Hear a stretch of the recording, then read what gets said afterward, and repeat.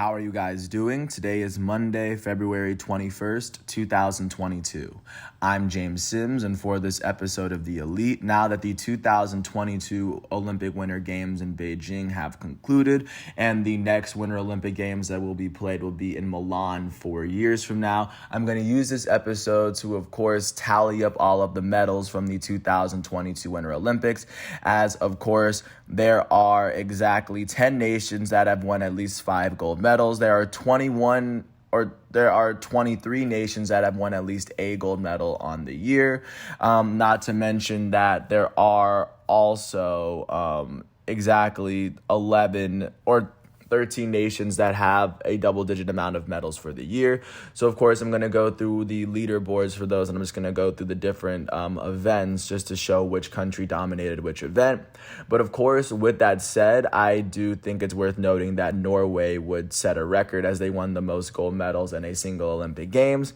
They would finish with the Olympic high as they finished with they finished with 16 gold medals on the year. As they would finish with the most total medals as well. They would go on to finish with 8 silver medals, which would be fourth in the world, tied with Canada. And they would also finish with 13 bronze medals, as they had the third most bronze medals in the Olympics, behind the Russian Olympic Committee in Canada, as Norway had an amazing all-around performance to, of course, show why they're such a dominant nation at the Winter Olympic Games. Sitting behind them in total gold medals is Germany, as they finished with the third most amount of medals by any country.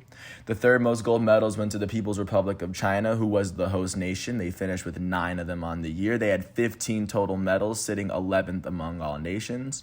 The United States, Sweden, and Netherlands would tie for 4th, as they each had 8 gold medals on the year. Austria and Switzerland would tie for 7th, as they both have 7 gold medals for the Olympics. 9th place would go to the Russian Olympic Committee, as they had 6. France would finish 10th, as they had 5 gold medals. Canada would finish 11th, as they had 4. Japan would finish 12th, as they had 3 gold medals.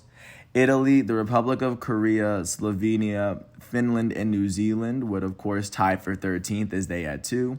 And all the nations that only finished with 1 were Australia, Great Britain, Hungary, Belgium, the Czech Republic, and Slovakia.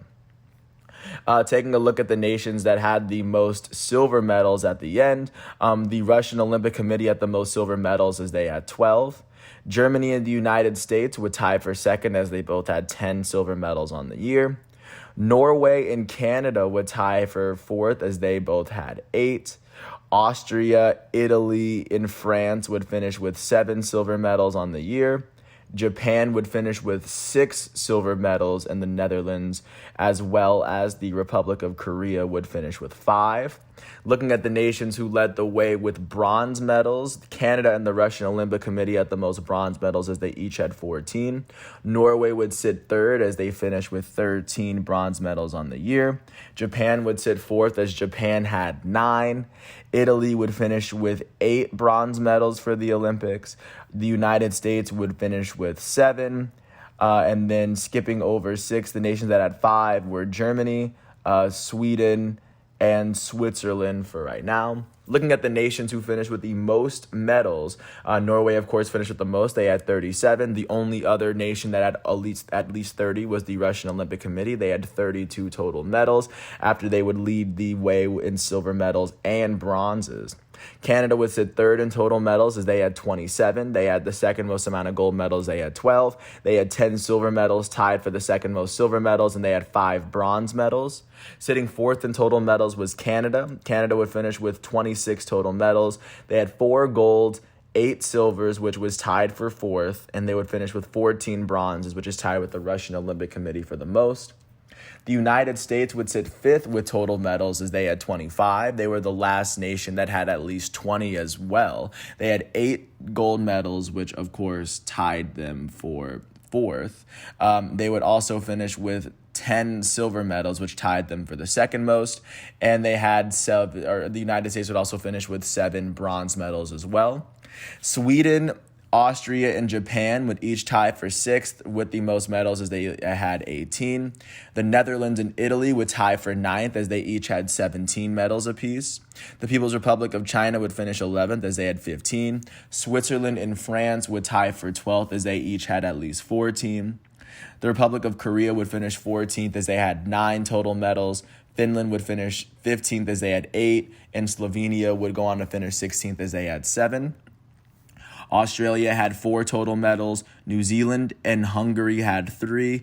Great Britain, Belgium, the Czech Republic, Slovakia, and Belarus would each have 2.